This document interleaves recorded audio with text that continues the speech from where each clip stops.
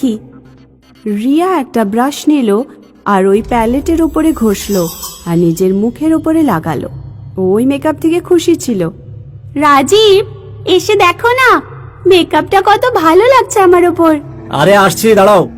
যখনই রিয়া আবার আয়নার দিকে তাকালো, ওর চিৎকার বেরিয়ে গেল। রিয়া আয়নায় নিজেকে নয়, বরং একজন পেতনিকে দেখছিল। রাজীব, রাজীব! আরে কি হলো? এত চিৎকার করছো কেন বলো তো? ও পেতনি! কোথায় পেতনি? কোথায়? আয়নায়। আয়নায় শুধু রিয়াই পেতনিকে দেখতে পাচ্ছিল, রাজীব নয়। এই জন্যই বলি, গভীর রাত পর্যন্ত ভূতের সিনেমা দেখো না। এখন তুমি নিজেকেই পেতনি বলছো। রাজীব এই কথাটাকে ইয়ার্কি ভাবে নিল, কিন্তু রিয়া ভয় পেয়েছিল। রিয়া যেখানে যেখানে যাচ্ছিল, ও নিজের প্রতিবিম্বতে পেতনিকে দেখছিল। রাত্রি রিয়া রাজীবকে ধরে ঘুমোচ্ছিল, কিন্তু হঠাৎ করে রিয়ার চোখ খুলল আর ও দেখল যে ওর বেডের পাশে একজন পেতনি বসে আছে। আবার কি হলো? কি হলো? রিয়া রাজীবকে আরো জোরে ধরলো। ওই পেতনি এখানেই আছে। এখানে কেউ নেই সোনা, দেখো। রিয়া আবার দেখলো, তখন পেতনি গায়েব হয়ে গেল। রাজীব ওকে জল খাওয়ালো। রিয়া তারপর ওয়াশরুমে গেল আর ও নিজের মেকআপ ধুতে শুরু করলো। যখন ও আয়নায় দেখলো, ওই পেতনি ছিল না। মনে হয় আমার ভ্রম ছিল। পরের দিন সবকিছু নর্মাল ছিল। তখনই রিয়ার ফোনে ওর বান্ধবীর ফোন আসলো। আরে বাহ, ওখানে সেল লেগেছে, তাহলে তো যাওয়া উচিত। তুই একটা কাজ কর, আমাকে 1 ঘন্টায় পিক কর। আর তারপর রিয়া নিজের মেকআপ করা শুরু করলো। যেভাবেই ও নিজের মেকআপ ব্রাশ নিচে রাখলো আর আয়নায় দেখলো, আবার ও চিৎকার শুরু করলো। একবার আবার ও আয়নায় পেতনিকে দেখতে পেল। ও ভয় পেয়ে গেল। ও তাড়াহুড়োয় রাজীবকে ফোন লাগায়। রাজীব, ওই পেতনি, তাড়াতাড়ি বাড়ি ফেরো, তাড়াতাড়ি।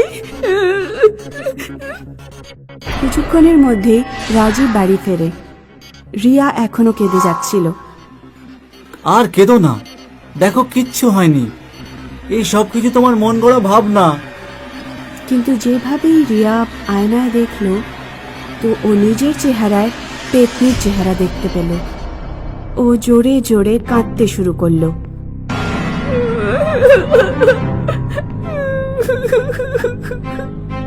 তোমার একটু বিশ্রামের দরকার রিয়া। তুমি যাও, বিশ্রাম করো, তারপর সব ঠিক হয়ে যাবে।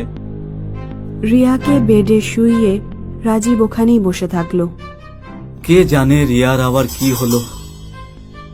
রিয়া ঘুমিয়ে পড়েছিল, কিন্তু যেভাবেই রাজীব রিয়ার মাথায় হাত রাখলো, ও খুব ভয় পেয়ে গেল।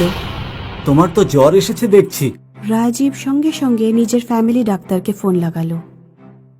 ডাক্তার আসলেন আর ডাক্তার রিয়াকে চেক আপ করলো।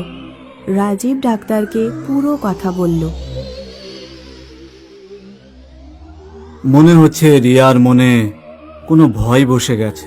আমি এখন ওকে রিল্যাক্স হওয়ার জন্য কিছু ওষুধ লিখে দিচ্ছি, কিন্তু তুমি কিছুদিন পর মনোরোগ বিশেষজ্ঞের কাছে নিয়ে যেও। হ্যাঁ ডাক্তার। আর এর জ্বর, সেটা তো কিছুক্ষণ পরেই ঠিক হয়ে যাবে। তুমি শুধু ঠান্ডা জলের পটি দিতে থাকো বারবার। হ্যাঁ ডক্টর। ডাক্তার চলে গেলেন আর রাজীব রিয়ার মাথায় ঠান্ডা জলের পট্টি লাগাতে শুরু করলো। ট্যান্টানা, এই দেখো তোমার জন্য আমি কি সব বানিয়ে নিয়ে এসেছি। তুমি কেন বানালে? তোমার অফিসে যাওয়ার জন্য লেট হয়ে যাবে না? আজকে আমি অফিসে যাব না, আজকে পুরো দিন আমি তোমার সাথেই কাটাবো। আরে বাহ, এত ভালোবাসা। থামো, আমি ব্রাশ করে আসছি। রিয়া ওয়াশরুম গেল আর ও নিজের মুখে জলের ঝাপটা দিল আর তারপর ব্রাশ করতে শুরু করলো। এবার আয়নায় পেতনি দেখা যাচ্ছিল না। জানি না কি হচ্ছে, কখনো নিজেকে দেখি, কখনো ওই পেতনিকে। মনে হচ্ছে আমি পাগল হয়ে গেছি। রাজীব রিয়ার অপেক্ষা করছিল আর ওরা একসাথে ব্রেকফাস্ট করলো। এই শুনছো, আজ আমি নতুন সিনেমা দুটো টিকিট বুক করে নিয়েছি। ও মাই গড, আই লাভ ইউ। কটার শো আছে? তুমি বলো কটার শো দেখবে, সেই হিসাবে আমি টিকিট কেটে নিচ্ছি। কি বলো রিয়া? তোমার সাজতে তো 3 ঘন্টা লাগে। আচ্ছা, আমি 3 ঘন্টা নিয়ে রেডি হওয়ার জন্য? আমি কি একটু কম বলে দিয়েছি? কিছুক্ষণ পরে রিয়া আবার মেকআপ করতে বসে পড়ল আর ওখানে রাজীব চিৎকার করতে শুরু করলো। তাড়াতাড়ি করো রিয়া, সময় হয়ে যাচ্ছে, আমাদের যেতে হবে।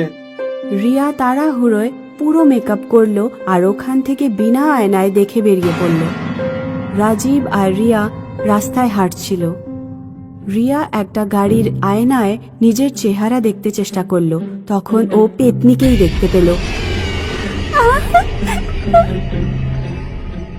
রাজীব, ওই ওই পেতনি আমার ভেতরে আছে। রাজীব! রিয়া কাঁদতে শুরু করলো আর বৃষ্টি শুরু হয়ে গেল। রিয়ার মেকআপ বৃষ্টিতে বয়ে গেল। রিয়া, এই সব কিছু তোমার ভাবনা? এখানে কোথায় পেতনি? রিয়া আবার আয়নায় দেখলো, তখন ওর অর্ধেক চেহারা এখনো পেতনির মতো ছিল। ও কিছুই বুঝতে পারছিল না।